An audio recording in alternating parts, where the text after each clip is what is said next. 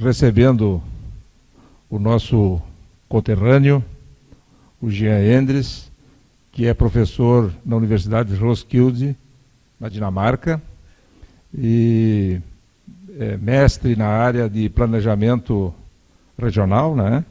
Planejamento urbano regional, e doutorando da Universidade de Roskilde, e com quem nós já havíamos conversado através dos seus pais, da Silvana e do Paulo, para que ele, em uma oportunidade dessa que se deslocasse para visita a seus familiares, pudesse deixar um pouco do conhecimento, do aprendizado, enfim, que ele tem junto ao meio acadêmico da Dinamarca lá, enfim, um país altamente desenvolvido, né, com um nível de vida IDH, primeiro IDH do mundo, né, qualidade de vida altíssima, e que, portanto, tem muito a contribuir com Lagoa Vermelha no momento em que nós também precisamos cada vez mais refletir sobre o nosso futuro.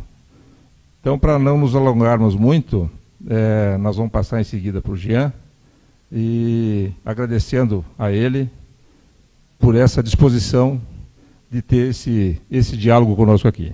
Muito obrigado, Jean. Obrigado.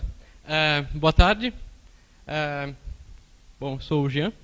É interessante ver que muitas pessoas hoje, na quarta-feira de cinzas, interessadas no planejamento urbano e do transporte. Espero que estejam interessadas e que não estejam pagando penitência por causa do começo da quaresma. Uma palestra interessante sobre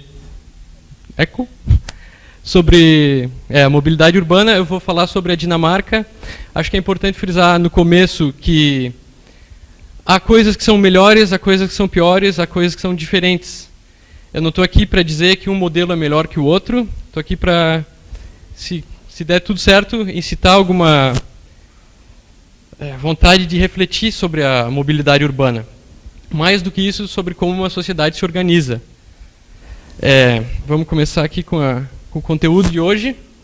Primeiro eu vou me apresentar, claro. Depois eu vou falar na primeira parte, sobre a Dinamarca em números, a demografia, a economia e a geografia. Depois eu vou falar como a sociedade é organizada. E depois, finalmente, sobre a mobilidade. Claro, eu não ensaiei isso aqui antes, eu não sei quanto tempo vai dar. Mas acho que tão importante quanto a minha fala vai ser o debate depois. Então, se alguém concordar comigo, muito bem. Se alguém discordar, melhor ainda, porque daí nós aprendemos os dois juntos e construímos alguma discussão que seja útil para os outros também.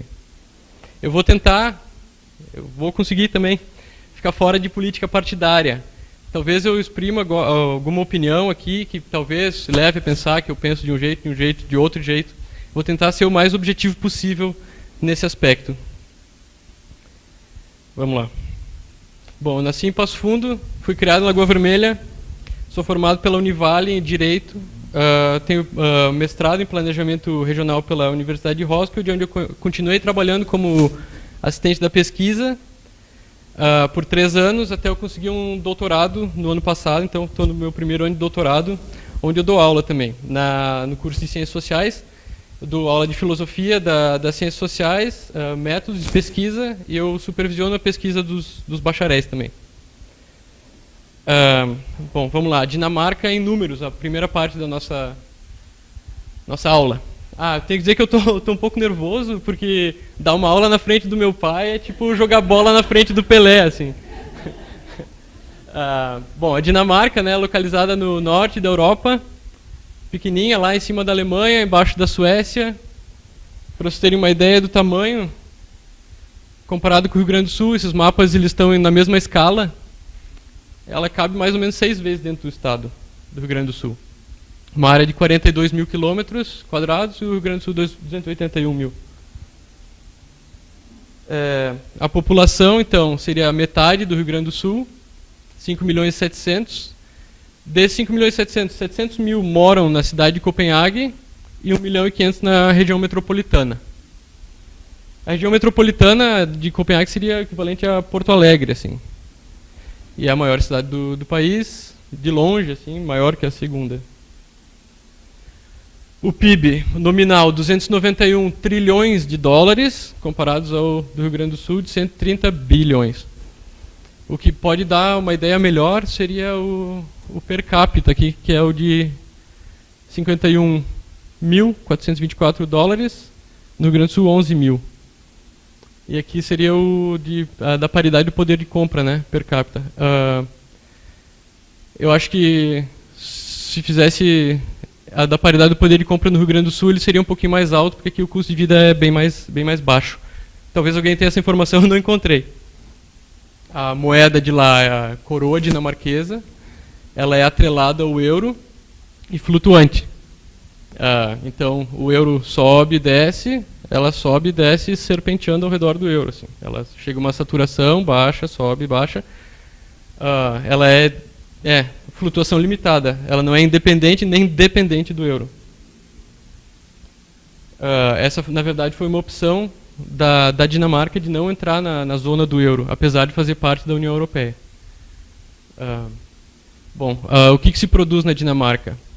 Grande parte da economia é baseada na agroindústria, de base familiar, de média intensidade, alta tecnologia e altamente subsidiada, tanto pelo governo nacional como pela União Europeia. A produção lá se baseia no trigo, cevada, na canola, que é o raps, para fazer óleo, e nos produtos de alto valor também, nas hortaliças, morangos e cogumelos. Na pecuária também é de base familiar, daí sim de alta intensidade, gado confinado, leiteiro e a suinocultura. Nós vimos antes que a Dinamarca tem 5 milhões e 700 mil habitantes, ela tem cerca de 30 mil suínos. 30 milhões de suínos, 6 vezes mais do que habitantes. A indústria intermediária da Dinamarca, de alta tecnologia, média e larga escala, com foco na exportação. Outra coisa que a Dinamarca é boa é de reunir as empresas em polos. Então, aqui em Lagoa Vermelha, eu sei que existe o polo moveleiro. Lá, eles têm polo de tudo.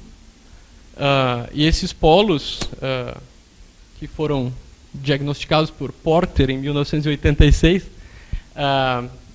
eles facilitam o desenvolvimento de nichos a partir da mão de obra especializada.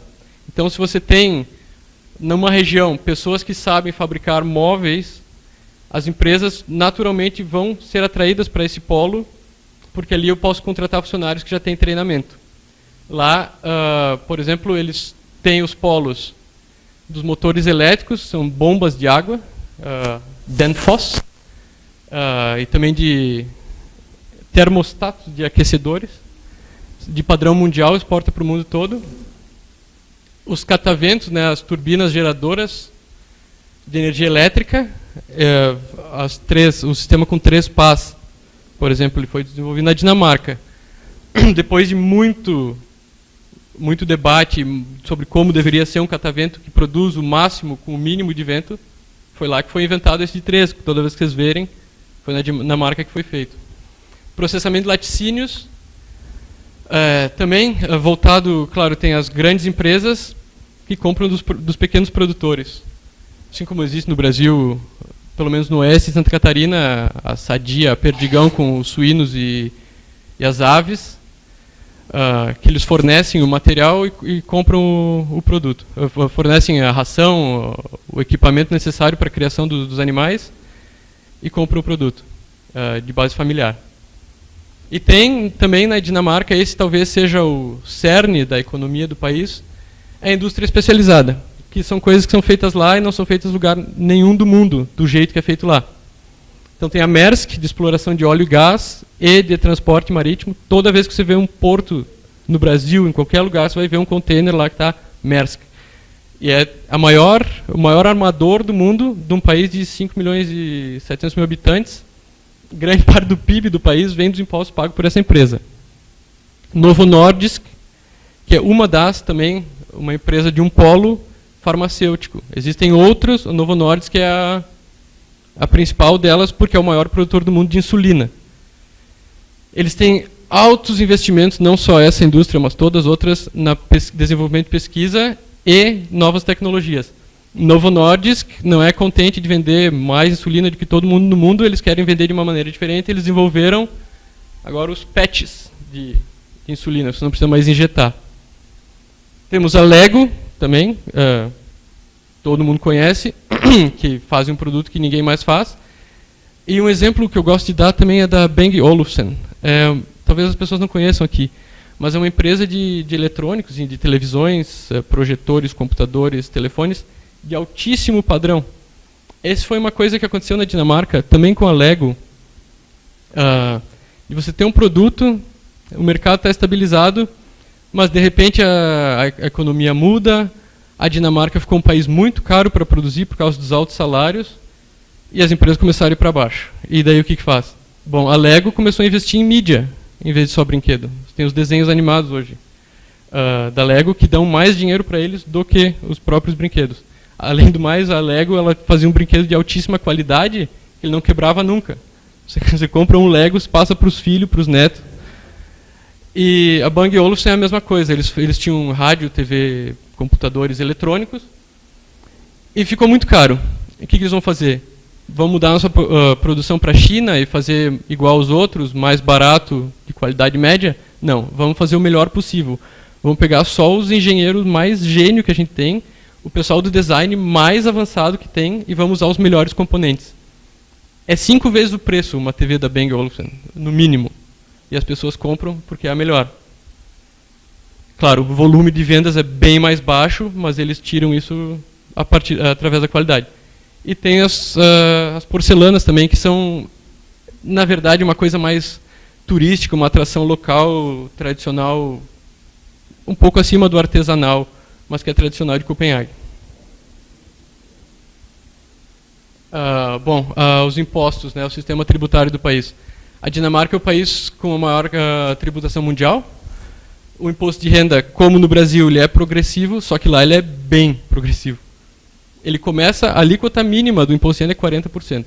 Retido na fonte, já 40% do seu salário. Se você ganha do terço inferior ali, no terço médio, 50%, e os que ganham mais, 60% de imposto de renda. Então, quando você vê aquelas reportagens assim, no Brasil você trabalha até maio para pagar imposto, na Dinamarca você trabalha até setembro, às vezes. Tem o imposto sobre a indústria, 23%, e esse aqui é um imposto interessante. Ele é quase, de alguma maneira, assim, parecido com... Tenho que lembrar dos tempos que eu estudei direito tributário, mas como esse ICMS. Mas é um imposto sobre consumo, e ele tem uma alíquota bem flexível, de 25%, assim, é a base, mas ela é flexível porque o governo usa isso para regular o consumo. Então, se você tem produtos que eles causam gastos para o governo, como o açúcar, né, você vai ter problemas de saúde e tal, a bebida alcoólica, cigarro, ele tem uma alíquota muito alta. E alimentos orgânicos, itens essenciais e coisas que você tem que vender ali, porque senão vai estragar e tal, o governo faz bem baixo e daí ele fica mais barato. Isso com celeridade, com muita rapidez. O salário mínimo da Dinamarca não é como no Brasil, que tem um mínimo para todo mundo. Bom, no Brasil também você tem a negociação da categoria, lá é só por categoria. E é alto, o salário... Apesar do custo de vida lá ser alto, os salários também são altos. A jornada de trabalho de 37 horas e meia semanais, mas nós vamos ver que ela é bem flexível também mais para frente. Bom, agora que nós já falamos da base da Dinamarca em número, nós vamos falar da sociedade. Ela é baseada em vários princípios. Os principais que eu elenquei aqui são a lei de Jandt, não sei se alguém já ouviu falar, que em dinamarquês se chama Jantelov. É um princípio que, bom, nós vamos ver mais para frente, mas é um princípio de igualdade. A confiança das pessoas umas nas outras, nas instituições e nas empresas, nas pessoas públicas, nas pessoas de direito público. A eficiência, a tolerância e a flexsegurança, essa em relação ao mercado de trabalho. Agora nós vamos ver uma por uma aqui. A lei de Jandt é o princípio da modéstia escandinava. Ela é baseada... Bom, acho que a melhor maneira de explicar sobre a lei de Jandt é como uma aura do país, assim. É que assim como se fala no Brasil, no Brasil tem o jeitinho brasileiro, ou no Brasil tem a lei de Gerson, o brasileiro gosta de tirar vantagem de tudo. A gente pode discordar disso, pode discutir isso, achar que é certo, que é errado, mas está sempre ali aquela coisa pairando sobre a cabeça das pessoas. Na Dinamarca é a lei de Jante. Ela é baseada num livro, na verdade, um romance dos anos 30, que é aquela história que se repete, ela vai entrando no inconsciente popular, assim, e ela se torna parte. Ela é uma coisa boa, mas ela pode ser um fardo também. As pessoas elas são muito retraídas, elas não querem aparecer, elas não querem se sobressair em relação às outras. Ela tem esses 10 mandamentos aqui, não sei se vocês conseguem ler, ficou muito pequeno. Mas você não é especial, você não sabe mais do que os outros, você não pode ensinar nada para ninguém, você não vai rir dos outros, você não é mais importante, você não é bom em nada. As pessoas acreditam nisso. E assim como elas acreditam nisso em relação a elas acreditam em relação às outras. Isso torna uma sociedade, por mais que você discorde, a lei de Jante é atuante e ela existe e ela influencia as pessoas. Ela influencia as famílias, e ela influencia as empresas e ela influencia o poder público. Aqui eu escrevi sobre a pirâmide achatada, não sei se vocês podem imaginar, mas num organograma organizacional assim, de uma empresa ou de um governo, né, que você tem o chefe, o subchefe, o gerente, o assistente do assistente. Lá a pirâmide é achatada, assim, o chefe ele é um líder entre iguais. E isso não é só no organograma da empresa para parecer bonito, isso é verdade, assim. E foi muito estranho como brasileiro chegar lá, começar a trabalhar na universidade, assim, com os professores, os capa preta, assim, da universidade, os caras me tratando como mais um deles, assim, eu não posso, eu sou lá de Lagoa Vermelha, eu tenho que esperar um pouco. Não, as pessoas te incluem, mas elas querem que você inclua os outros também. E elas te reprimem se você quiser se sobressair demais. Não diretamente. É uma aura que paira sobre todos. Estão entendendo o que eu estou falando? Está todo mundo joia. Por exemplo, esses princípios da igualdade da lei de Jante, né? Só para citar alguns. A igualdade entre homens e mulheres. Na Dinamarca, homens e mulheres têm muito pouca diferença em tudo. A licença maternidade lá é de 12 meses. Ela pode ser dividida em períodos iguais, de 6 meses para o homem e para a mulher, ou até mais para o homem. Acho que a mulher ela precisa no mínimo 3 meses. Mas se quiser o pai, ele pode ter 9 meses de licença maternidade enquanto a mulher vai trabalhar. Há um debate por causa da desigualdade no mercado de trabalho, que a mulher tem essa, digamos, desvantagem, que uma empresa não contrataria uma mulher porque talvez ela vá ficar grávida e eu vou ter que dar a licença. Então há um debate já na sociedade e político de fazer obrigatória a licença paternidade. Se divide em períodos iguais, então não tem essa, vou contratar um homem em vez de uma mulher porque ela vai querer entrar em licença. É comum lá você ver mulheres trabalhando de pedreira, pintora de parede, policial, motorista de ônibus, taxista. E é comum, inclusive o meu filho está aqui, na creche dele ele tinha homens cuidando dele. No jardim de infância tem também, acho que é metade os cuidadores no jardim de infância público. Bom, na igualdade tributária, né, nós vimos antes do imposto de renda progressivo, mas nós podemos ver também que não só no imposto, mas na taxa também sobre o serviço. Nas creches públicas, bom, na Dinamarca, apesar de ser público, porque não é obrigatório, você tem que pagar. Se você não tem condições, você não paga. Se você tem um pouco de condições, você paga um pouco. Se você tem muita condição, você paga mais do que todo mundo. Ali você já dá uma nivelada, além do imposto de renda, você já corta mais um pouco a desigualdade que existe. Nas empresas, como eu falei antes, o chefe é visto como um líder entre iguais. E o poder das pontas é um conceito meio batido, acho que vocês já conhecem. Você tem uma organização e embaixo assim, da pirâmide seria o pessoal que lida com o público, né? No Brasil, geralmente, é o pessoal que tem menos poder de decisão. Aí você é o público, você vai lá numa repartição pública, você fala com a pessoa, ela fala, não sei se eu posso ajeitar isso aqui para ti, eu tenho que falar com o meu chefe, porque ela não tem poder nenhum. Aí vai pro chefe, ele fala pro chefe, pro outro chefe. Aí tem que buscar um carimbo. Aí volta, aí tomou a decisão. Na Dinamarca, o poder está nas pontas. Claro que existe o chefe, mas o poder de decisão do dia a dia ali, ele está com o funcionário que trabalha com o público. Isso torna as coisas muito mais eficientes e céleres. Outro princípio, como eu falei antes, da eficiência e do uso racional dos recursos. Eu fiz direito aqui no Brasil e fui morar na Dinamarca. Eu pensei, uma hora eu acho um estágio como advogado que trabalha no escritório, nem que seja para fazer xerox e cafezinho, mas eu quero trabalhar no meu meio. Aí eu falei com a minha mulher, ela falou, eu não conheço nenhum advogado, eu nunca precisei de um advogado na vida. Eu não pode? Como é que pode ser isso? Então, lá os conflitos são a imensa maioria. Claro que existem advogados, existem conflitos que chegam no juiz, mas a grande maioria tu resolve tu com a pessoa que tu tem problema, ou de maneira administrativa, ou numa corte de conciliação, que como existe no Brasil, aquela que tu tenta fazer o acordo antes de chegar no juiz. Se não der até lá, daí sim, pega o advogado e vai no juiz. A minha mulher nunca precisou. A jornada de trabalho, antes eu falei, né, 37 horas e meia.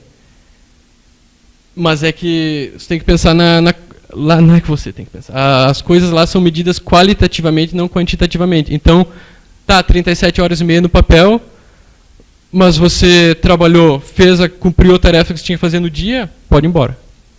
Outra coisa que acontece, claro, dependendo do emprego, né?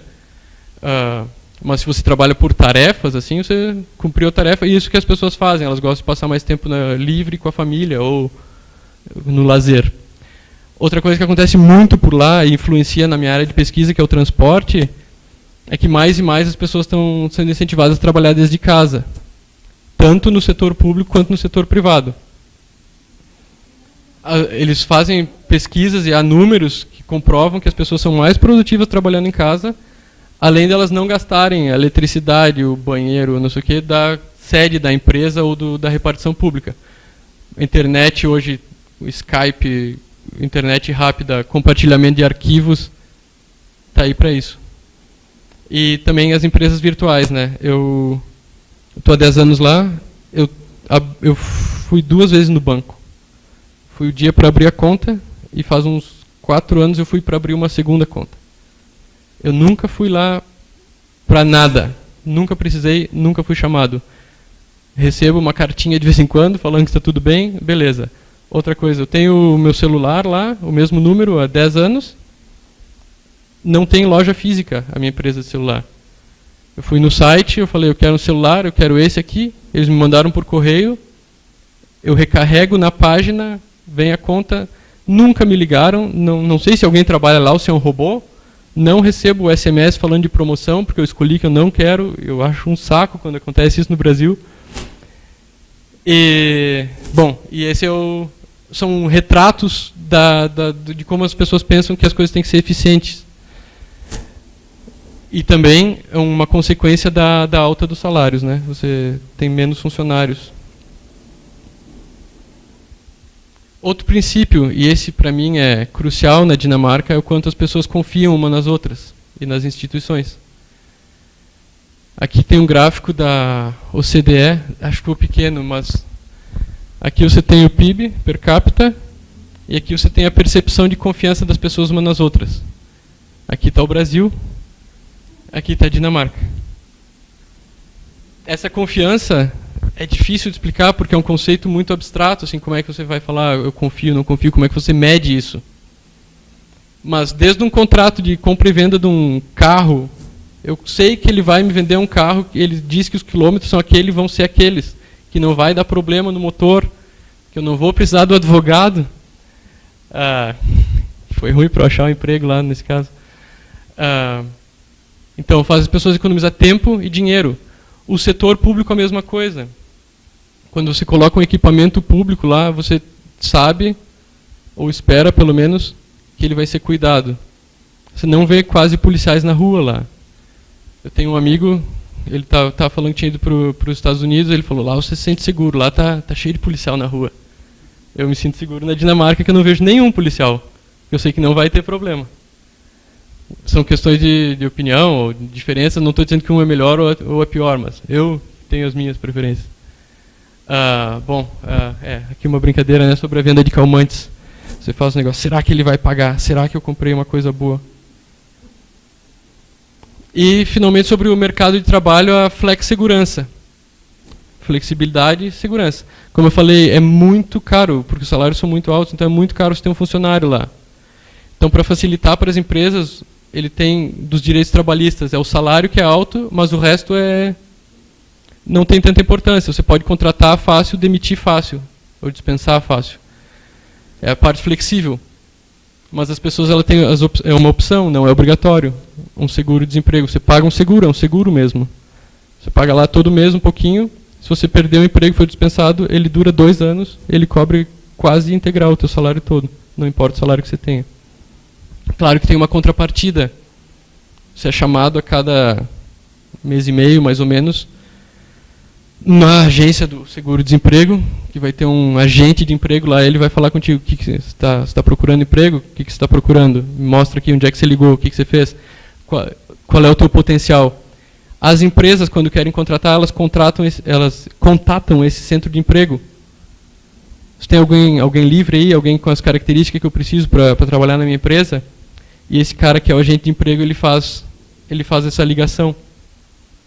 Isso por 2 anos. Depois de 2 anos você não conseguiu emprego, passou 2 anos procurando emprego, fez tudo certinho, não conseguiu, aí você não recebe mais o seguro-desemprego, aí você recebe uma coisa que seria o equivalente ao Bolsa Família. Assim. E isso é para todos, não importa se você trabalhou ou não. E ele cobre o básico do básico para sobrevivência, mas você consegue sobreviver com aquilo. E agora há restrições, na verdade, sobre isso, não é a rodo assim, para todo mundo. Você tem que ter uma contrapartida, então ele é regulado pelas prefeituras. Como no Brasil, o Bolsa Família é coordenado pelas prefeituras, as pessoas que recebem isso, elas são designadas a alguns trabalhos públicos. Seja varrer folha no outono, quando cai muito, seja remover neve no inverno. Não é tempo integral, são algumas horas por dia para mostrar que você está fazendo alguma coisa, pelo menos. Alguns retratos da sociedade da Dinamarca. Né? Essa notícia aqui ela não é tão nova, não sei se dá para ver por aí, mas é de 2012. E é um conceito muito abstrato também, da felicidade. Mas a Dinamarca lidera o ranking global, o relatório global de felicidade. As pessoas lá se sentem felizes. Eu acredito, e não sou só eu, já li a respeito sobre isso, que tem a ver com a confiança e com a lei de Jante, que são as baixas expectativas. Você não mira muito alto nas coisas, e daí você está sempre satisfazendo aquilo que você planejou, de pouquinho em pouquinho. Então a Dinamarca, por anos, assim, foi escolhida. Eu acho meio estranho a felicidade, porque você não tem como medir, né? Mas esse ranking sai direto, e é sempre a Dinamarca que está na frente. Outro é sobre a corrupção. Essa notícia é nova. Essa é de 27 de janeiro, agora. O Brasil caiu 7 posições no ranking.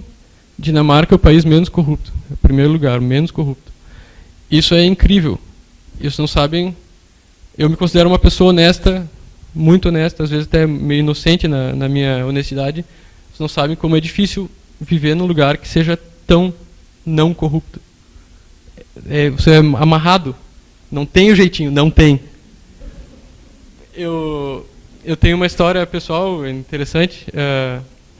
Eu era estudante lá, fazia o meu mestrado. A minha mulher fazia o mestrado. Aquela vida de estudante, assim.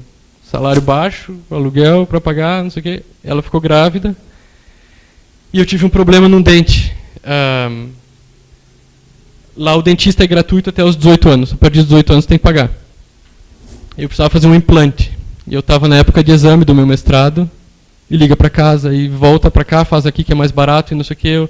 Não, vamos ver aqui. A mãe da minha mulher, ela trabalhava na escola, na universidade, na faculdade de odonto, como instrumentadora lá para os estudantes. E eles fazem tratamento público gratuito, como caridade. Eu pensei, eu vou fazer o meu implante grátis lá. Falei com a minha mulher, falei, fala com a tua mãe lá, dá um jeito. Não vou falar com a minha mãe. Mas olha aqui, tu está grávida, nós somos estudantes, nós não temos dinheiro, vai sair caro. Fala com a tua mãe. Não falo, não vou botar minha mãe numa situação que ela vai ter que falar com o chefe para pedir um favor. Vai lá, entra na fila. Foi na fila, eles falaram, não, os implantes já foram feitos, nós precisávamos fazer 3 implantes para treinamento esse ano, já foram feitos 3. Desculpa, mas não vai dar. eu gostava do jeito brasileiro de dar um jeito assim de conhecer alguém, e essa me fez falta. Eu lembro até hoje. Mas quando você vê que a sociedade funciona assim e que você tenha consciência que se eu estiver fazendo o meu implante que não era para fazer e eu tirei a chance de outra pessoa que estava na fila antes de mim, que você consegue dormir e botar a cabeça no travesseiro em paz, aí você vê que vale a pena. O conceito da felicidade, para mim, ele é muito abstrato. Esse da corrupção é sobre a percepção de corrupção. Também ele é um pouco abstrato. Mas o próximo que a gente vai ver aqui, ó, é do coeficiente de Gini. Não sei se vocês sabem, é um cálculo de um matemático italiano, que é o que mede a desigualdade social. Ele mede entre a fonte de renda familiar mais alta e a mais baixa do mundo. O primeiro lugar aqui, Lesoto, é o mais desigual. Aí chega aqui, o Brasil é o 17º mais desigual do mundo, que ganha mais de diferente do que ganha menos. Aí você pula uma centena de posições para baixo, ali você chega na Dinamarca. O 144 não é que tem mais para baixo, são 144 países no cálculo. Então a Dinamarca é o terceiro lugar, é o terceiro país mais igual. Como eu falei, da pirâmide achatada, a classe média também, ela é 90% da população é classe média. 5% um pouquinho abaixo, 5% um pouquinho acima. Ou 4% um pouquinho abaixo, 1% bem abaixo, 4% um pouquinho acima, 1% dos milionários. Esse, para mim, também faz bastante diferença. E esse é um cálculo objetivo. É uma fórmula matemática para você calcular a desigualdade. Então, agora que nós vimos sobre a economia e sobre a sociedade, nós vamos ver sobre a mobilidade. Agora fica fácil, porque a mobilidade e a forma que o trânsito é organizado, ele nada mais é que um reflexo da sociedade. São os mesmos princípios que regem a organização do planejamento urbano e do planejamento do trânsito, planejamento do transporte, do que aquela aura de princípios que regem a sociedade. A igualdade, por exemplo. Não sei quantos dos meus colegas aí fizeram direito, que a gente aprende do conceito de justiça, né? Se é tratar todo mundo igual ou se é tratar desigualmente os desiguais. Eu sou da opinião, e na Dinamarca também, que a justiça é tratar desigualmente os desiguais. Então, os mais fracos têm privilégios para se equipararem aos mais fortes. O planejamento das ciclovias ele é prioritário em relação ao planejamento de vias rodoviárias. Uma coisa também que tem a ver é a eficiência, que nós vamos ver mais tarde, mas já começa numa zona cinzenta aqui dos princípios com a igualdade. Um carro, ele fica 90% estatisticamente comprovado sem funcionar, ele fica estacionado. 10% do tempo você está dirigindo, 90% é um investimento que ele está ali parado. Muitas vezes na via pública, satisfazendo o interesse privado. Então, lá o estacionamento em via pública ele é altamente regulamentado. Não é só o zona azul assim que você paga, e aí você continua estacionado, aí você paga, aí você tem mais um tempo, aí você paga, você tem mais um tempo. Porque isso também é um gerador de desigualdade. Se eu tenho mais condições, eu posso ter um carro estacionado por mais tempo. E para mim não faz tanta diferença pagar 5 pila por uma hora ou do que faz para um cara que 5 pila significa mais coisa, né? Então ele tem um tempo limite também. Você não pode só pagar. Você tem que tirar o teu carro da via pública. Princípio da eficiência, né? Como aconteceu antes. O meio de transporte que utiliza de maneira mais eficiente a energia é a bicicleta. Ele é mais eficiente que o pedestre. Um pelotão ciclístico ele é mais eficiente do que um jato, um caça, na queima de energia por empuxo. Claro que é por causa da proteção do vento, né? O transporte coletivo ele é mais eficiente que a bicicleta para ocupar espaço. Ele usa um pouquinho mais de energia para transportar as pessoas, mas ele ocupa menos espaço. Então o transporte público também é privilegiado pelo setor público no planejamento. Ele tem preferência sobre os automóveis individuais. Parte do meu doutorado é em colaboração, eu estudo na Universidade de Roskilde, né, mas em colaboração com a Universidade Técnica, a DTU, e lá eles tinham até semana passada um setor de pesquisa exclusiva de transporte. E lá é legal, eles calculam tudo. Então, Pessoal, não sei se tem algum da economia aí, mas as externalidades e internalização de custos são as coisas que não estão no sistema, né? Aí você tem custos externos, assim, que você não associa com aquilo, com aquela atividade. E a internalização é quando você começa a comparar. Então eles fizeram esse estudo dos gastos do Estado, não só com via pública, mas você está usando o carro, você não está se exercitando. Você está poluindo o ar, o som, o solo, e está emitindo CO2, que CO2 não é poluição porque não é partícula, né? Alô? Bom, então, se você dirige 1 km por carro, você custa, em média, para o Estado, 45 centavos de coroa. De gasto com saúde, de gasto com... Claro, internalização, daí seria o custo da via, o congestionamento, por exemplo, o horário de trabalho que você chega atrasado, isso gera um custo também. Em média, 45 centavos. Se você pedalar 1 km de bicicleta, você vai dar 1,14 de lucro para o Estado. Porque você vai estar cuidando da tua saúde, você não vai usar tanto o hospital, você está diminuindo o congestionamento, você não está poluindo. Além do, por exemplo, as bicicletas são fabricadas na Dinamarca, né? Os carros são importados, lá não tem fábrica de carro. Não sei se tem algum planejador de trânsito aqui, mas essa aqui é a foto que todo planejador de trânsito tem de pôster no escritório. Que é a utilização de espaço para transportar 72 pessoas por bicicleta. Está um pouco nítido isso, mas são 72 pessoas aqui. Você usa 90 metros quadrados para estacionar suas bicicletas. Para transportar 60 pessoas por carro, não, desculpa, 72 pessoas de carro você usa, porque tem uma média de ocupação de 1,2, alguma coisa assim. 60 carros que ocupam 1.000 metros quadrados. Para transportá-las de ônibus, você usa 30 metros quadrados para transportar a mesma quantidade de pessoas. Isso é levado em consideração como uma coisa lógica no planejamento urbano. Por que eu vou privilegiar o carro se eu tenho eficiência de espaço, eficiência de energia?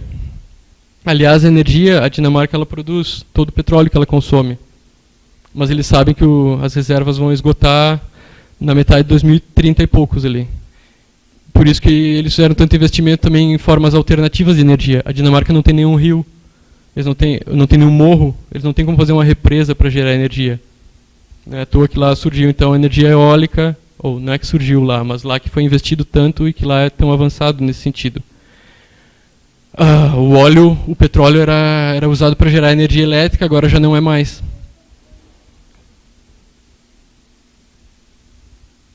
O planejamento público em todos os setores, não só no transporte, ele se divide em 3 categorias: nas sociais, nas técnicas e nas sociotécnicas. O meu mestrado do planejamento regional e o que eu trabalho na minha pesquisa são voltados às características sociotécnicas. Lá eu sou considerado um cientista social. Fiz direito, dou aula na Faculdade de Ciência Social, pesquiso o comportamento das pessoas utilizando meios técnicos. Esse é o típico planejamento que é voltado às prefeituras, que ele envolve um meio tecnológico, não de alta tecnologia. Quando se fala tecnológico, as pessoas confundem o computador e tal. Não, um meio tecnológico técnico, um sistema de transporte, um sistema de distribuição de energia, mas que ele envolve também o comportamento das pessoas. Se você planeja o trânsito, geralmente é um engenheiro ou um economista que faz. Ele vai otimizar. Aqui vão passar tantos carros, aqui vai passar tanto, ele vai gastar tanta energia, ele vai levar tanto tempo, ele vai escolher a rota mais eficiente.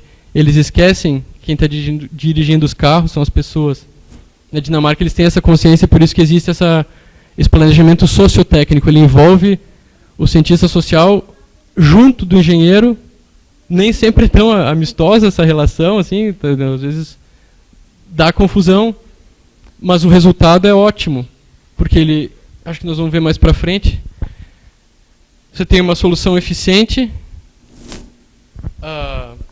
dada pelo engenheiro, mas que também ela é usável, dado pelo psicólogo, que na verdade, na Dinamarca não é da área de saúde, o psicólogo é um cientista social, ou pelo antropólogo, e como que as pessoas vão usar, como elas vão se comportar, quais são as preferências disso. de escolha de modos de transporte. Lá existe um grande alto grau de participação popular. Tem vários nomes, mas o Workshop do Futuro é um dos métodos que eles usam, de consultar a população e fazer até quem não quer participar nas decisões. Esse é um aspecto muito importante que eu vejo principalmente no Brasil e principalmente na construção de ciclovias. Vamos fazer uma ciclovia? Vamos, faz uma ciclovia. Alguém quer usar? Alguém participou? Alguém fez parte disso? Não. Vai ser usada? Não vai.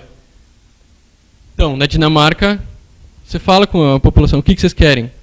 Queremos isso. Tá, não dá. O que vocês querem então? Isso. Tá, vamos ver como é que faz, negocia. É um método, essas workshops do futuro, elas são um método. Elas incluem até o que não quer participar, participa. E as decisões são balanceadas. Nem tanto só o que o povo quer, nem tanto só o que o governo quer segurar. É um meio termo ali. Bom. Outra coisa que acontece é a parceria com as universidades. A Dinamarca tem 8 universidades só.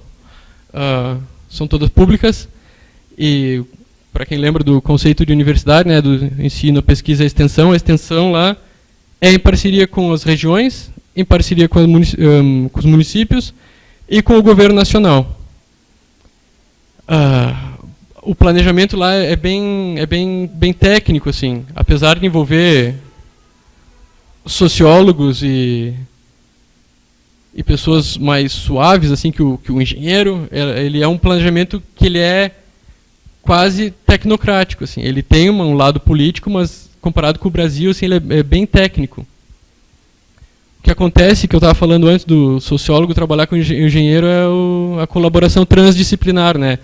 A gente já ouviu falar da interdisciplinaridade, que é interdisciplinariedade, que sou eu trabalhando com outro cara, eu dou a minha contribuição, ele dá a dele. Na transdisciplinar, eu tento aprender o que ele sabe e ele tenta aprender o que eu sei. Para um cara que escolheu a faculdade de Direito para fugir da matemática, da química e tal, eu ter que aprender o que o engenheiro faz é bem difícil. Mas eu acho legal, porque às vezes eu falo com os caras que eu acho que eles sabem muito, eles sabem umas equações muito loucas. Aí eu falo para ele de uns conceitos assim, da sociedade e tal, ele não consegue entender. Dá para perceber que há vários tipos de inteligência, né? Isso é muito respeitado lá e explorado para criar soluções ótimas. Outra coisa que é marcante lá é nas prefeituras, assim, na instalação de equipamentos públicos, uma praça, um parque, qualquer coisa, ele exige que seja incluído no orçamento a manutenção. Então, tem uma comunidade lá, nós vamos fazer uma quadra de basquete para eles. Daí faz a quadra e deixa. Isso acontece no Brasil, né? Lá, quando você vai planejar a quadra, ou tu vai ter que já empregar um funcionário para monitorar quem está usando para não dar confusão, ou um cara que uma vez por semana vai lá para dar uma varrida, ou um orçamento para remendar a hora que quebra, para comprar a tabela do basquete lá a hora que cai. Isso vai ficar no orçamento permanentemente pelos anos subsequentes. Isso faz uma diferença enorme, porque tu vê que as coisas são bem cuidadas. Além do povo cuidar, tu vê que o governo não é que ele fez aquilo ali e abandonou. Como eu falei Bom, eu já falei, né, da cooperação transdisciplinar, que as respostas são otimizadas. Bom, e uma das consequências dessa cooperação transdisciplinar, de você envolver pessoas de várias áreas, não só dando a contribuição da especialidade delas, mas de aprender o que o outro sabe e dar palpite no resultado do outro e fazer pergunta que o outro sabe que é um ponto fraco para achar uma solução melhor, ela gera alguns frutos. Entre eles, talvez já conheçam, o conceito de branding, por exemplo, o conceito de nudging. Esses no planejamento público é o que está na moda lá. Eu tentei dar uma traduzida do branding, que seria como rótulo ou uma característica especial, uma marca, assim, uma etiqueta, um selo de aprovação.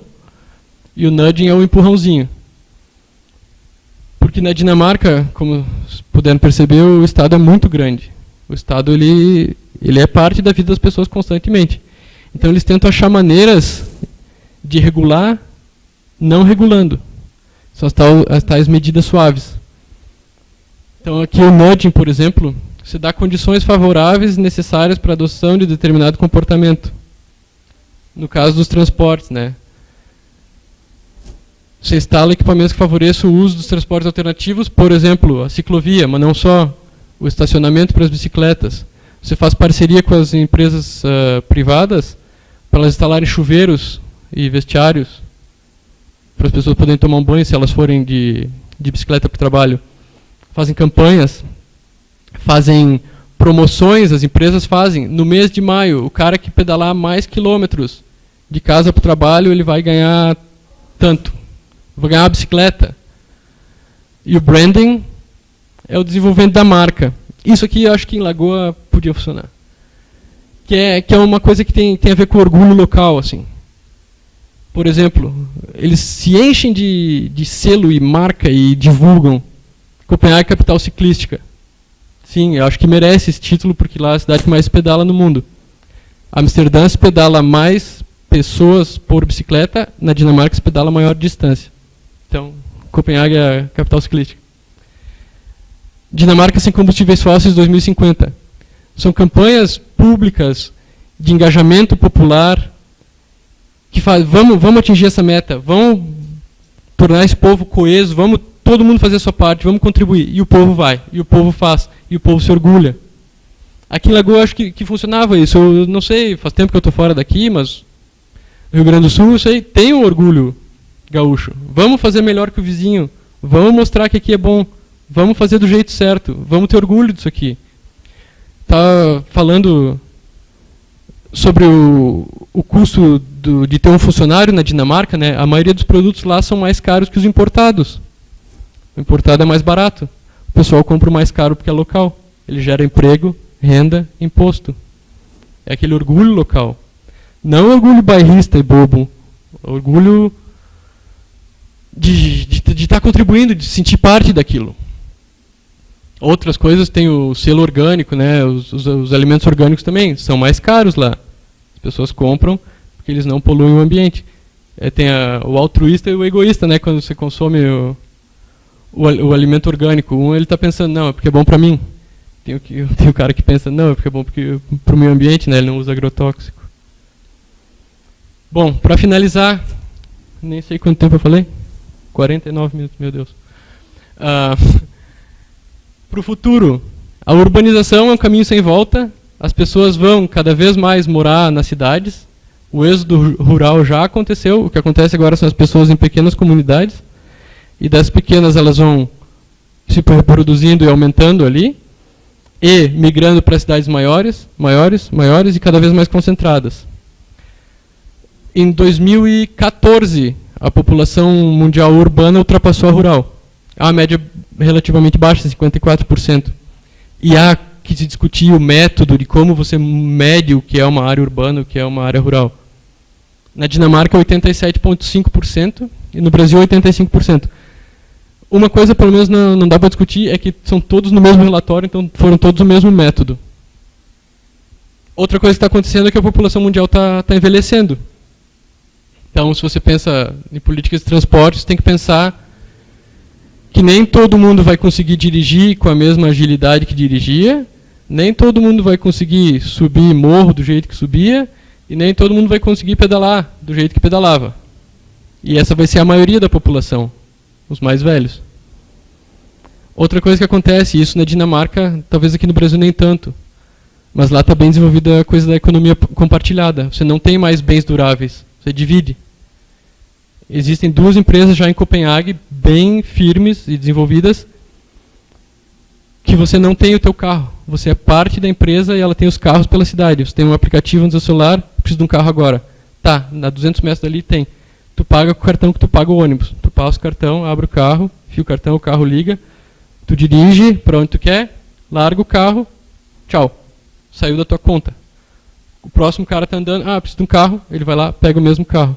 Todos são donos coletivamente daqueles carros. É tipo uma sociedade, na verdade. Você tem que fazer parte, você não paga mensalidade, você paga só pelo uso, e que inclui o combustível. Então, na verdade, são carros elétricos. Máquina de lavar, por exemplo, nas cidades mais concentradas, né? Lembrando que é urbano isso aqui. Então, as cidades cada vez mais concentradas, os apartamentos, as casas cada vez menores, não vai mais ter espaço para ter uma máquina de lavar. Vai ter uma só para todo mundo. Pega o teu celular, que hora que está livre? Tal hora. Tá, vou lá lavar minha roupa. Ou outros bens duráveis, por exemplo, uma furadeira. Essa é uma pesquisa. O tempo de operação de uma furadeira nos Estados Unidos, olha o custo de energia, produto, etc, para produzir uma furadeira, ela é usada, operada por 5 minutos por toda a vida útil. Então, por que eu vou comprar uma? Eu tenho uma no meu prédio, eu tenho uma na minha vizinhança, que quando eu precisar fazer o eventual furo lá para botar um armário, eu vou lá e pego e uso. Uma só para um grupo de 10 casas, vamos supor, em vez de 10 furadeiras.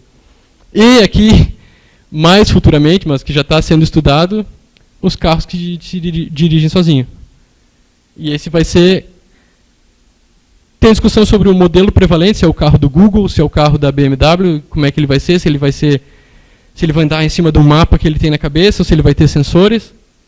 Mas uma coisa que é quase certeza é que ele vai ser compartilhado. Ele vai ser tão caro esse carro que você não vai poder ter ele. Você vai poder fazer parte de um grupo que vai ter um. Então, quando você não usa, que ele ia estar 90% do tempo aqui estacionado, outro cara vai estar usando. E daí pode reduzir até 5% esse tempo do carro estacionado, ele vai ficar rodando o tempo todo muito mais eficientemente. Porque uma parte do ruim do carro é a energia que ele emite, os poluentes que ele emite enquanto ele roda, mas esses poluentes eles passam, acho que a partir dos 100 mil quilômetros, tudo que foi poluente só para produzir aquele carro.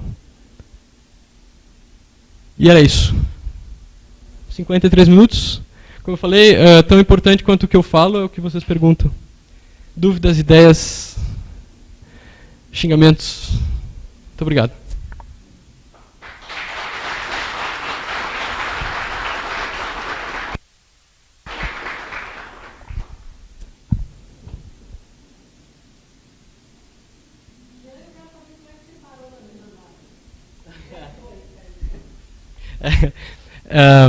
Bom, eu estudava Direito na Univale, eu estava no meu último semestre, e durante a faculdade toda eu pensava, como é que eu vou fazer alguma coisa diferente para não sair fábrica de linguiça, assim, que nem os outros, né? E teve uma época que eu pensei, não, eu vou mudar para PUC em Porto Alegre, porque lá que está o direito alternativo, lá que eu vou fazer um negócio. Não. Minha mãe falava, não vai para Porto Alegre, você está louco? E eu tinha muita dificuldade de arranjar estágio também. Daí eu consegui um estágio uma vez com o juiz, foi legal também. Eu estava com a cabeça feita naquilo. Aprendi bastante. Mas no último semestre surgiu uma oportunidade de fazer um intercâmbio para Portugal. E eu já tinha feito quase todas as matérias. Mas era um programa legal porque ele permitia que você escolhesse qualquer matéria para fazer lá. E eu olhei assim, o curso de Direito, todas as cadeiras, assim, o que tem de diferente do Brasil? E aí eu escolhi o direito do ambiente e urbanístico, que no Brasil não existe. No Brasil é o direito do ambiente e agrário. E daí eu fui estudar isso em Portugal, e daí eu conheci a minha mulher, que é da Dinamarca, e ela já estudava lá. E o resto é história. Não, eu voltei, me formei, etc. Depois eu fui para a Dinamarca. Casamos, tivemos um filho.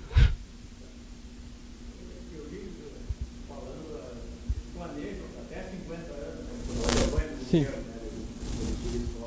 Sim, o projeto de pesquisa que eu estou trabalhando, ele visa a Dinamarca em 2050. Por isso que eu já estou trabalhando com carro autônomo.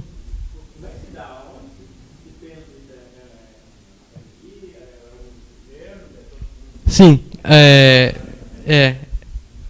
o planejamento a longo prazo, esse geralmente é do governo nacional. As prefeituras pensam um pouquinho menos, assim, até pelas condições.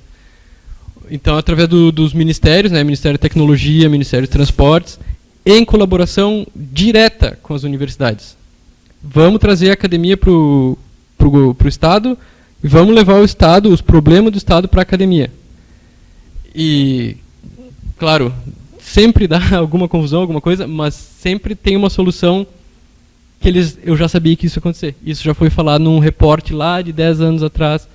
é incrível como eles sabem mais ou menos em que direção as coisas vão tomando, as tendências.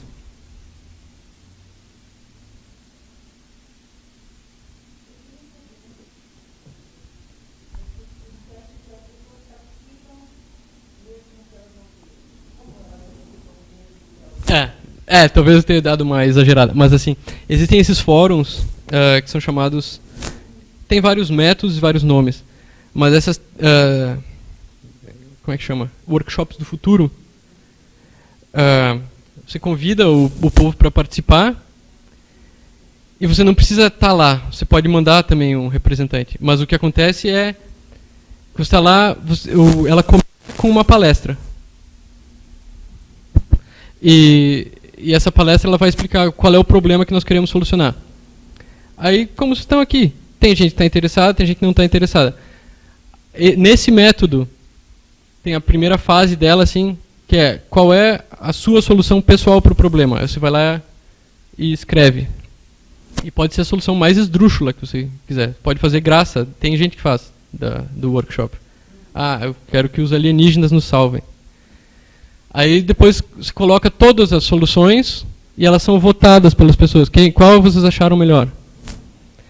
Depois ela é proposta para o pessoal do lado do Estado, ou às vezes acontece nas empresas também, daí não é só o Estado, mas para o lado da chefia, vamos supor o que os funcionários querem.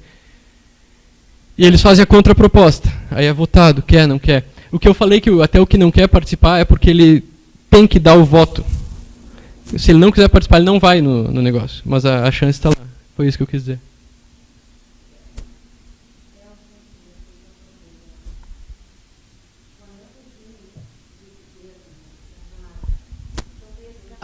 Pois não.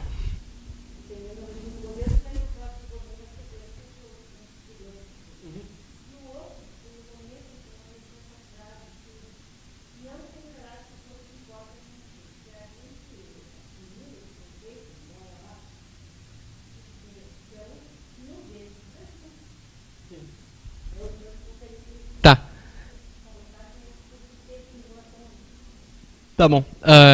O sistema de governo é monarquia parlamentarista constitucional. Tem uma rainha, ela está abaixo da Constituição. E ela é uma figura não decorativa porque ela é representante do Estado, né? Então, missões diplomáticas e tal, é a rainha que representa, não é um diplomata. E por isso que o pessoal de lá gosta. Eu fico, por que vocês têm uma monarquia? Isso é coisa do passado? E eles falam, não, é um custo-benefício bom. Porque quando você manda um diplomata, ele não é tão respeitado. Você manda uma rainha, ele consegue negociar muito, muito melhor pra gente. Esses caras racionalizam tudo, né? Essa pergunta do como que um governo dá sequência pro anterior, ela é chave também. Uma coisa que acontece na Dinamarca, que ao contrário do Brasil, não há mistura entre governo e administração. Então, quando eu digo governo, são os funcionários nomeados, etc. Eles são poucos de confiança. A administração, que são os funcionários de carreira, esses sim são bem maiores. E eles chamam a distância do cobrir, da distância de um braço, que é, não importa a minha posição política, eu sou funcionário da administração, eu vou servir o governo da melhor maneira possível. E eu acho incrível que isso funcione. Eu vejo no Brasil, na época de campanha, principalmente nas prefeituras, você vai lá, está o funcionário da administração com o botão do candidato dele, né? Na Dinamarca isso não acontece. E a outra pergunta é do não pensarás que alguém se importará contigo, né? Existem várias coisas, talvez tenha dado a impressão errada, mas foi bom que eu falei no começo, do melhor, do pior, que são coisas diferentes. A Dinamarca ela tem um lado escuro, não só climático, mas também apesar da coesão social ser alta, assim, de vamos todos pegar juntos para construir a coisa pública, ela tem um distanciamento muito grande entre as pessoas, assim, os vizinhos. Eles dividem a mesma máquina de lavar no prédio e se respeitam, mas eles não querem saber um da vida do outro. Então o que acontece às vezes lá é que a pessoa que mora sozinha, né, às vezes acaba por morrer, falecer dentro do apartamento, assim, e vai 1, 2 semanas Até que alguém, mas tá dando cheiro aqui e a pessoa não apareceu mais, vamos abrir. E tá lá. Então, esse das pessoas não se meterem um na vida dos outros, não quererem saber, claro que tem um lado positivo, eu gosto, mas tem um lado negativo também. Ninguém se importa comigo se me acontecer alguma coisa que eu tô sozinho. Tem esse lado também.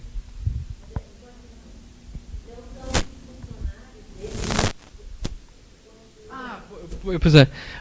Então, o sistema parlamentarista, que eu vejo uma vantagem dele, assim, e lá ele é bem consolidado, faz centenas de anos que existe, né? A rainha deixou de ser, ou o rei na época, há mais de 150 anos, ele deixou de ser o cara para ser um empregado do povo, na verdade, é um servidor público, previsto na Constituição. O parlamentarismo lá ele é dividido assim, ele tem 2 blocos, o da esquerda, o da direita. Aqui tem 3 ou 4 partidos, aqui tem 3 ou 4 partidos. Quem governa são os 2 do centro. Um de um bloco, outro do outro. Os outros são partidos de apoio. Esses 2 eles diferem pouca coisa entre eles, e eles se alternam no poder. Claro que existem tendências através dos anos, mais para a esquerda, mais para a direita. Mas quem está ali respondendo geralmente são esses 2. E existe, claro, de desfazer o que o outro fez. Mas geralmente dá um clamor popular, assim, não, por mais que a gente discorde disso, foi feito, agora é desperdício de recurso desfazer. O que está acontecendo agora na Dinamarca é bem interessante, está acontecendo bem isso. Foi um governo de 11 anos, reeleito, de um bloco. Aí eu assumi o outro bloco por 4 anos e voltou a assumir esse aqui que tinha ficado 11 anos. Esse 4 tentou implementar umas mudancinhas ali, não conseguiu. E agora chegou o outro e falou, nós ficamos 11 anos, agora 4 fora, agora nós voltamos, agora nós vamos fazer tudo. E começaram, e mudança, e tá dando... o povo não está muito feliz. Por exemplo, esse governo ele acha que é um problema essa coisa da migração das cidades menores para as maiores. E eles consideram o que muita gente acha uma coisa boa, a concentração popular, porque ela é eficiente, que ela é... Você tem que ir menos... você fica menos isolado e tal. Esse governo ele acha que é um problema, assim, que você tem áreas vazias do país. Pode discordar, pode concordar. O que eles fizeram foi mudar os ministérios para os fins de mundo, assim. E as pessoas têm que se mudar. E o que acontece é que Copenhague, como é a capital e é a maior cidade, e é o que é, assim, é uma cidade muito atrativa, as pessoas gostam de morar lá, tem uma vida cultural, uma vida fantástica de várias coisas. Os ministérios, alguns mudaram para cidades bem pequenas, interioranas, e não tem funcionário, os caras não vão. E, não sei como é que vai acontecer isso, faz, sei lá, 6 meses que está esse governo no poder. De alguma maneira ou de outra eles vão resolver. Não sei como.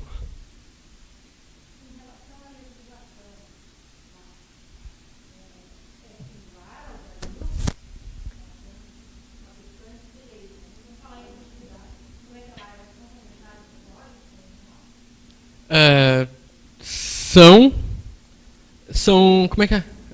Tu é estudante de Direito? Então, elas são escritas, mas não são codificadas.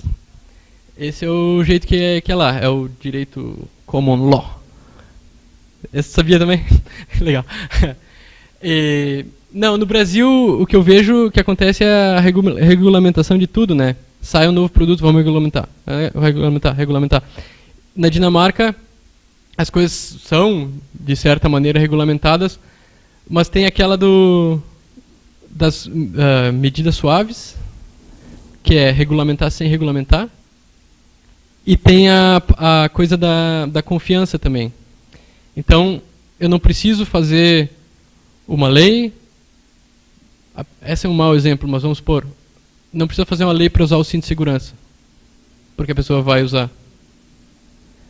Essas leis existem, na verdade, lá. Você tem que usar o cinto de segurança.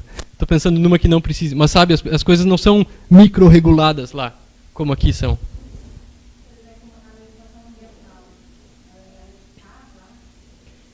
É eficaz.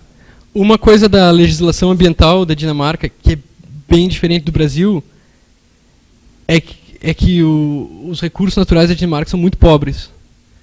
a biodiversidade é pobre, as florestas nunca existiram, na verdade, lá é campo. Dinamarca significa campo dos dinamarqueses, dos Dina. Então você tem a biodiversidade pobre, você tem um país que ele é ocupado há mais de 1.500 anos, então o ambiente natural ele já se foi. Tem áreas de preservação ambiental que não é feito nada, mas o que acontece no planejamento, na legislação ambiental, levado em conta a sustentabilidade, são os 3 aspectos. No Brasil, o que é levado muito em consideração no planejamento sustentável é o aspecto ambiental, né? Lá é o ambiental, mas o social e o econômico também. Então eles têm as pessoas, a população, como um dos itens do centro do planejamento sustentável. Uma coisa que acontece, por exemplo, que poderia ser chamada de legislação ambiental, é a legislação de zoneamento. Não sei se vocês viram o mapa aqui, ó. Deixa eu mostrar para ti.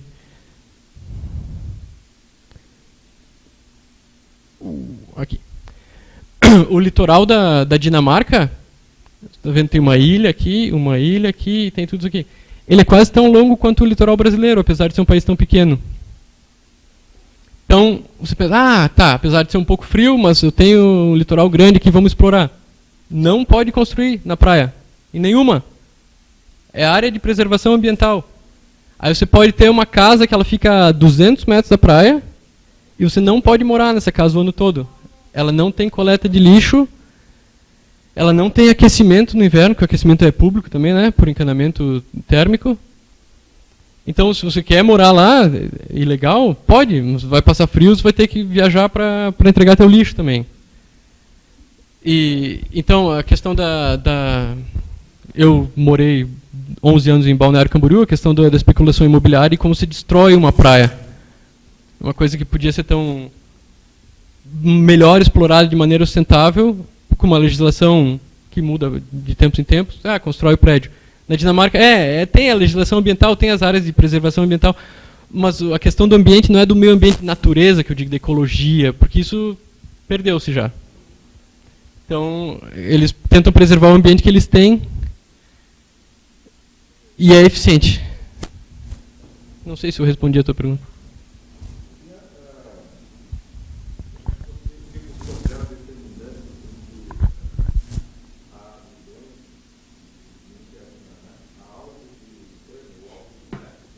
Algo de podre, na verdade, né? Do Hamlet.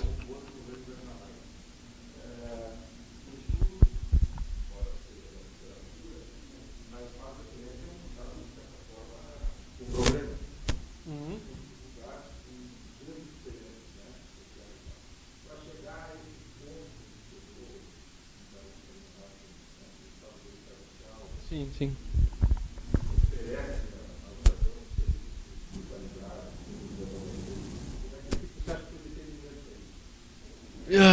Eu posso tentar dar uma explicada. Acho que foram várias coisas, assim, do pouco que eu sei assim, eu tento me informar, mas não é que eu seja um expert na Dinamarca. O que aconteceu no 1800 e tanto ali, 50 mais ou menos. Que ano foi a Constituição da Dinamarca? 1848. 49. Tá aprovada. Houve na Europa toda aquilo que chamou Primavera dos Povos. Não sei se vocês ouviram falar disso. Foi quando as monarquias começaram a cair, como reflexo já tardio da Revolução Francesa. Então, na Dinamarca houve não uma revolução, mas houve um movimento do campo. Os fazendeiros, eles, não quero mais pagar imposto para o rei. Nós vamos tomar o poder aqui. E foram eu digo fazenda, parece uma coisa grande. Nas propriedades rurais, familiares, nós não queremos pagar imposto, nós queremos decidir o nosso futuro. Isso 1800 e tanto. Foi quando surgiu um dos partidos, que é o que está no governo agora, que é um partido do bloco de direita. Esse partido se chama Esquerda, porque eles eram contra o governo. É bem confuso estudar a política na Dinamarca, os partidos têm os nomes tudo trocado. Bom, esse foi um aspecto. Foi escrita a Constituição, 1848, mantiveram a rainha, não mataram, como figura de Estado, Mas agora então com o parlamento, primeiro-ministro. Bom, os anos passaram, ali pelo 1930 e poucos, que houve a crise de 29, né? E isso foi logo depois da Primeira Guerra Mundial, que acabou em 1918, a Dinamarca estava falida. Não tinha mais o que fazer. As empresas quebraram, a produção baixou, e aí surgiu aquela assim, ó, vamos começar esse estado do zero? Vamos. E daí, porque já era um tempo mais ou menos moderno, foi o que mais ou menos teve, não sei, não quero me envolver em polêmica, mas o que aconteceu em 88 no Brasil, vamos começar do zero, vamos escrever uma Constituição? Vamos, agora nós temos uma chance. E eles fizeram. O que o povo quer? Não, nós queremos um estado do bem-estar social. Claro, deu um baita problema, um baita azar, que em 39 foram invadidos pela Alemanha, né? Deu 45 minutos só para tomar o país. Eles não tinham exército direito, não tinham nada, eles já tinham perdido 2 guerras antes para a Alemanha, eles nem resistiram, entraram. E apesar desse azar, eles deram sorte, entre infinitas aspas, que a Alemanha, com o sistema horrível que eles tinham, eles olhavam com bons olhos para o norte, porque eles eram loiros, altos, de olhos azuis. Então o rei continuou, o parlamento continuou funcionando apesar da ocupação. Então ali a Segunda Guerra, claro, foi ruim para eles, mas não foi tão horrível quanto foi para outros países. E daí eles conseguiram continuar esse sistema que eles tinham criado nos 30 ali do bem-estar social.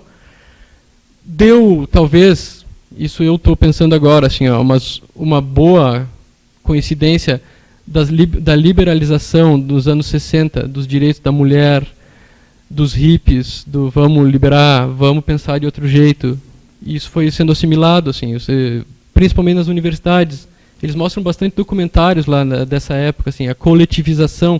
As pessoas moravam, as famílias juntas, numa casa ou num conjunto de casas que eles tinham a própria horta, umas comunas, vamos dizer assim.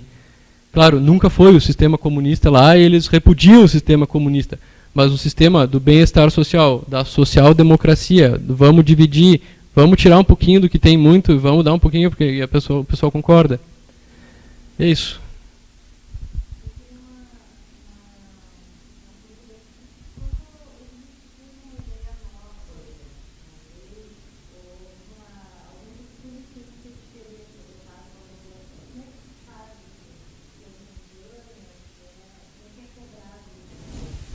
Então, campanha bastante, assim. O governo lá, eles gostam de soltar uma ideia. Mas uma coisa que eu percebo é que ele não trata o público que nem criança. Né? Faça isso porque é certo. Ele solta aquela ideia de uma maneira que ele te convence. Aquilo que eu estava falando do nudging e do branding ali. Acho que deve ter uns gênios publicitários lá que eles fazem tu ver a propaganda sem ver, sabe? Tem, claro, o aspecto do povo se sentir parte daquilo, de contribuir para a sociedade. Eu sou parte do todo. Se eu maltratar, se eu desrespeitar o que é a coisa pública, eu estou desrespeitando a mim mesmo. Então,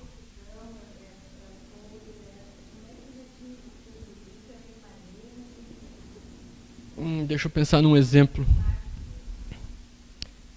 Não, ele não é permanente, assim, mas ele ocorre em várias mídias. Eu estou pensando agora na TV, no rádio, no jornal, vamos supor. Uma coisa interessante da Dinamarca é que até 1980 e quanto só tinha um canal de TV? Até 89 só tinha o canal público. E até hoje é o maior canal. Claro que ele tem agora vários canais, DR1, DR2, DR3, DR4, tipo a BBC, que também é pública. E até 89, esse canal público, você tem que pagar uma licença. Se você tem uma TV na tua casa, você tem que pagar uma quantia por ano para ver esse canal, apesar de ele ser transmitido por antena, e ele não tem publicidade. Os programas são tudo emendados uns nos outros. E tem até. Tem o X Factor, esse que tem e tal. É bem criticado, na verdade. Pô, eu tô pagando a licença da TV para eles fazerem isso e tal. Mas tem, claro, tem o programa DR1, que é a mais popular. A 2 é bem nerd, assim, é documentário e tal. A 3 é mais pro jovem. Tem para criança, tem para tudo. Então, em 89 surgiu a TV2, que é uma parceria público-privada. Eu esqueci de falar isso. Na Dinamarca, muita coisa acontece nas parcerias público-privadas, com bastante transparência. Então, a TV2 ela é metade do Estado e metade da iniciativa privada. Ela tem publicidade não durante os programas, mas só entre programas. Então, se tem um filme, tu assiste o filme todo, aí vai começar o jornal, vai começar a novela, aí tem uma propagandinha, aí começa. Eles recebem financiamento também dessa licença, mas bem menor, porque eles têm uma verba de publicidade. Olha, para te falar como é que o governo faz campanha, é pela TV e pelo rádio, eu acho. Não consigo te falar com certeza, assim. Mas uma coisa de certeza é que eles não tratam o público que nem criança. Inclusive os programas infantis de lá, assim, eu gosto de assistir, porque eu aprendo alguma coisa com eles. E eles tratam a criança como uma pessoa que está aprendendo, e não como uma pessoa que precisa ser super excitada.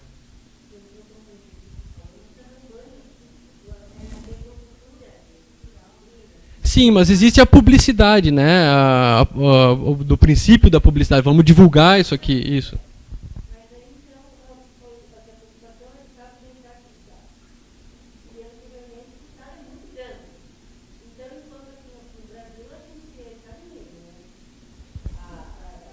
Comparado com lá, sim.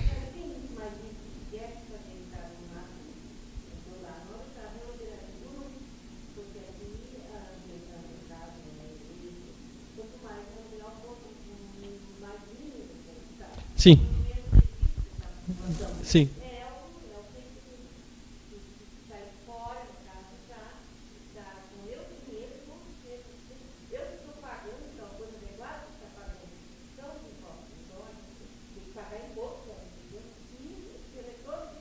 Sim.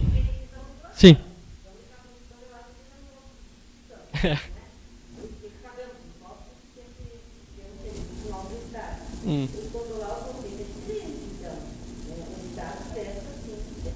Sim. Sim, isso é uma questão, daria um livro. Mais do que um, acho que até já existem. Mas a questão do estado mínimo, estado máximo é uma questão de preferência. Você pode ter muito bons argumentos para esse lado, muito bons argumentos para o outro lado. O que aconteceu na Escandinávia toda, não sei se já ouviu falar da terceira via. O Tony Blair fez na Inglaterra também, mas ela começou na Suécia. Que é nem o liberal do estado mínimo, nem o socialista do estado máximo. Na Dinamarca o que acontece é mais ou menos uma terceira via. Ela tem um estado grande e ele tem bastante incentivo à iniciativa privada através de parcerias com o Estado.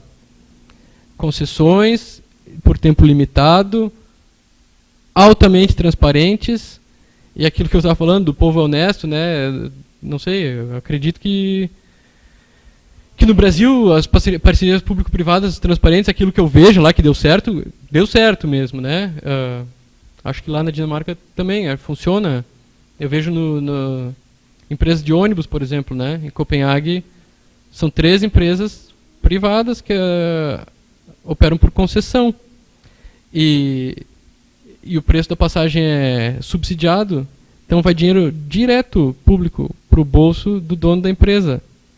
Mas eu estava falando com o meu chefe, ele era envolvido na época que aconteceu assim, dessa mudança da prefeitura prestar o transporte público para a prefeitura dar a concessão para uma empresa. Ele falou que foi quase ditatorial, assim, o ônibus tem que ser dessa cor, nós temos que ter tantas linhas no município, ele tem que dirigir por tanto tempo, o edital, assim, incrível de exigência. E a empresa que ganhou a concessão cumpre, porque aquilo ali é uma mina de ouro. Você vai ter um negócio que está pronto, o modelo ali, ele vai dar certo.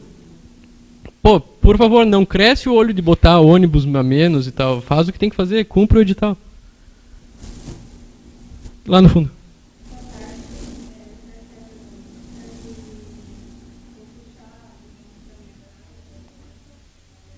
Aham.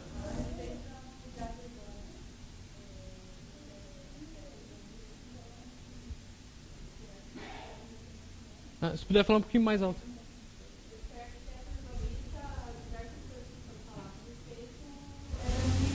Sim. Uhum.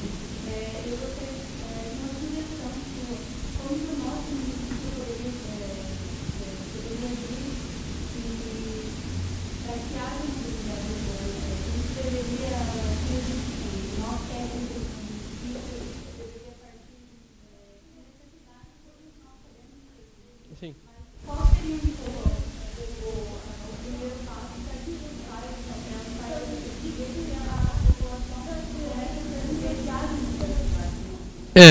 Em Lagoa, o que eu vejo, assim, dos poucos dias que eu passo a cada muitos anos aqui, assim, o que eu vejo, mais que mobilidade, Lagoa precisa de acessibilidade, que é um subconceito ali da mobilidade. No centro, tem bastante carro, tem um problema de estacionamento, que eu sei e tal, mas não tem congestionamento. Mas você tem áreas afastadas ali que o sujeito não consegue vir para a cidade fácil. Ele tem que esperar por um ônibus que passa uma vez de manhã. Daí ele vem aqui só resolver um probleminha, daí ele tem que esperar até o fim do dia para voltar, né? Como arquiteta e urbanista, eu acho que boa parte da organização assim se dá no zoneamento, na atribuição de áreas mistas de comércio e residência, área industrial separado, e na intensidade que você dá para essas áreas. Área de alta concentração, área de baixa concentração. Uma coisa que acontece na Dinamarca, que eu acho legal, assim, é sobre, não quero dizer, mas talvez alvará, vamos dizer que seja o alvará, assim, a licença para você operar um comércio. Eles incentivam que você abra um comércio que faz falta nesse lugar. Eles te ajudam nesse sentido. Por exemplo, uma padaria. Tem uma comunidade lá que tem 50 famílias. Eles não têm uma padaria. Aí você vai lá na prefeitura e fala assim, eu quero abrir uma padaria. Eles falam, tá, então tu vai abrir lá. Então, isso, na questão da mobilidade, você evita o deslocamento de 50 pessoas para comprar pão todo dia. Outra coisa que eu acho fundamental, assim, e esse é mais do lado da arquitetura, é a regulamentação de como você vai fazer os prédios. Ele tem que ser em harmonia com o seu entorno. Eu tenho um amigo arquiteto, ele falou, a harmonia no Brasil é com o terreno dele. Não importa se eu tenho uma igreja aqui de 200 anos, eu vou fazer um arranha-céu aqui, porque eu comprei e eu tenho. Então, no tempo que eu estudava na faculdade de Direito, né, as limitações ao direito de propriedade. Você tem o direito de propriedade, sim, mas você tem limitações a esse direito. Como é que você vai usar? Eu acho que isso, não só em Lagoa Vermelha, mas em todo o Brasil, ele tem que ser... acho que regulamentado ele até já é, ele tem que ser botado em prática, tem que ser respeitado. Sabe, mais na arquitetura, assim, lá na Dinamarca, a arquitetura é uma coisa tão importante que ela não faz parte de nenhuma faculdade. Ela faz parte da escola de arte, escola real de arte. É muito difícil entrar. Eles têm vários conceitos, talvez você tenha estudado, mas do Funkis, que é precursor da arquitetura modernista e tal, surgiu na Dinamarca, os prédios de linhas retas e sem frufru. A função determina a forma, né? Foi a resposta dinamarquesa ao Bauhaus da Alemanha. Isso é legal, a arquitetura Funkis. Bom, então lá a arquitetura, como ela faz parte da escola real, se você é um arquiteto, você é um cara muito respeitado. Então, quando existem essas parcerias do setor público com as universidades, eles vão escutar o arquiteto também. Como é que nós vamos fazer isso aqui de uma maneira harmoniosa? E geralmente o pessoal da academia tem umas respostas boas, assim, que agrada o povo. Que não é o vamos fazer do jeito que dá. E daí ele acaba sendo usado, acaba sendo respeitado. Isso.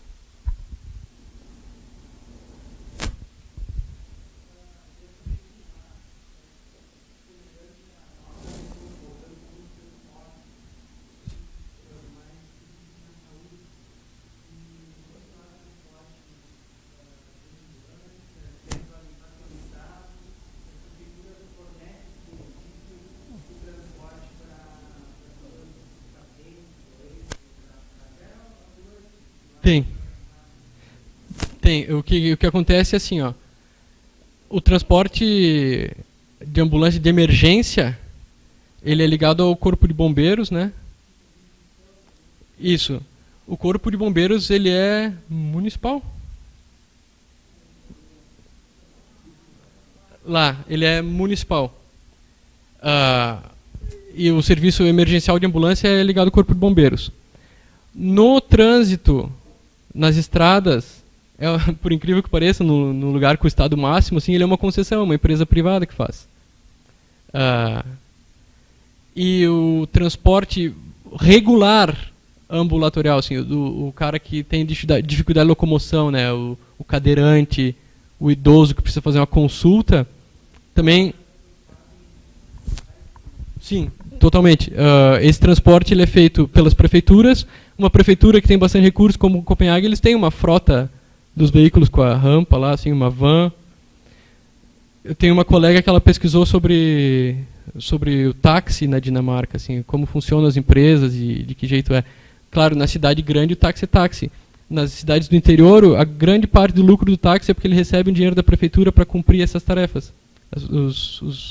As pessoas com dificuldade de locomoção, elas utilizam o táxi lá. É aqui, é a mesma coisa. Não estava sabendo.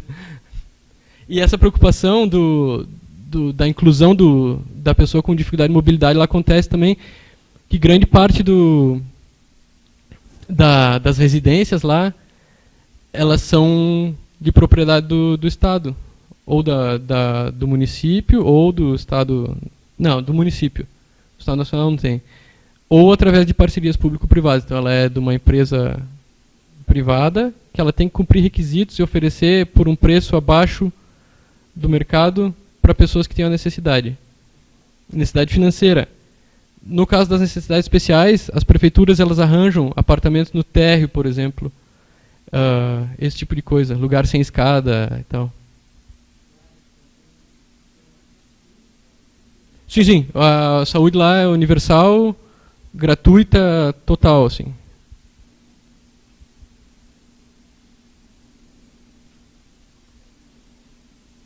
Era isso. Muito obrigado.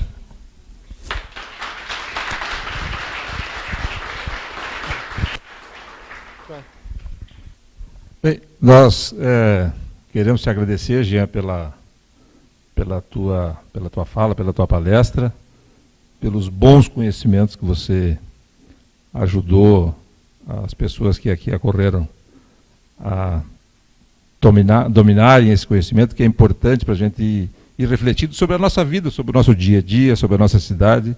A ideia exatamente foi essa, de que a gente vá, pelo menos, despertando o pensar sobre um amanhã melhor, né? Eu só queria pedir para a nossa vice-prefeita, prefeita em exercício, dona Ana Catarina, que faça a entrega a você, então, em nome do município de Lagoa Vermelha, de uma pequena lembrança da nossa cidade, que também é a tua, tá? Para que você venha sempre visitar os teus pais e sempre nos dê o prazer da visita aqui junto ao povo lagoense. Bom, Jean, assim, quem te conheceu pequenininho, né, Silvana, te viu nascer e a gente sente muito orgulho de ti. Teus pais devem estar muito orgulhosos e a gente sente assim quando uma pessoa de tanta sabedoria e capacidade nos escapa, né, e vai para outro lugar. E sabemos também de todos os nossos defeitos como brasileiros, né, o próprio Brasil, e se alguns europeus às vezes perguntam, né, mas como que o Brasil é assim? A gente tem 500 e poucos anos, né, enquanto a Europa tem 2.000 anos, 3.000 anos. E nós sabemos também que a nossa cultura, somos culturalmente com muitas deficiências, né? E sentimos muita inveja e ciúme quando você relata esse dia a dia da Dinamarca, né? E a gente vê quanto que são culturalmente adiantados, né? Porque, queira ou não, a nossa forma de pensar e de agir é ainda muito deficiente. Quem sabe, né, nossos netos, bisnetos ainda terão a oportunidade netos e bisnetos dos mais jovens, né, porque os meus já estão, minhas netas já estão meio grandinhas. E a gente agradece muito, já, a tua disponibilidade, né, foi um prazer te ver aí novamente, que você venha sempre. Eu acho que a gente aprendeu muito, né, Foi uma aula de geografia, de história, de economia, de política, e isso também para nós é muito importante, porque a gente também, esses conhecimentos, a gente pode levar para o nosso dia a dia. Muito obrigado, Jean. Quando você vier, a gente gostaria sempre de vê-lo.